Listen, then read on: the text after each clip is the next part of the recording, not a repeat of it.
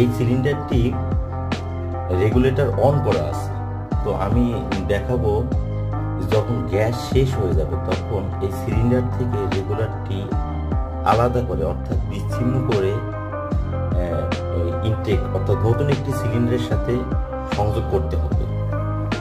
তো এখন দেখাচ্ছি এটা কিভাবে আলাদা করতে হবে।